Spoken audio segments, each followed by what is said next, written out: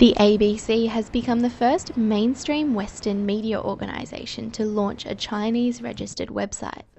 The site, australiaplus.cn, was invited by Chinese regulatory authorities and targets Chinese people who might be considering coming to Australia for work or study. Our purpose as ABC International is to share Australian stories with the rest of the world, and of course with a country like China we want the Chinese mainlanders to see Australians as being more than just a source of, investment. David Hua says the site, which is in Chinese, may also help Chinese people trying to learn English. There are around 300 million Chinese people who are learning English at this point in time, and we've got some content on offer on the site which helps them to do that through an Australian perspective. Dr. Matthew McDougall is the CEO of Digital Jungle, a marketing agency based in Beijing that helps international brands connect with Chinese consumers.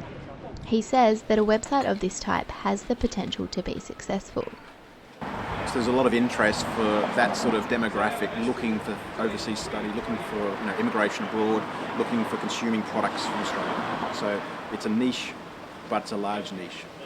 Matthew McDougall says that in order to reach audiences, Australian media must consider the limitations of the state-controlled Chinese media. So as long as Australian media and journalists and all of those participants in that ecosystem understand the Chinese framework and understand they have to work within that, then I think there'll be a lot of successful partnerships.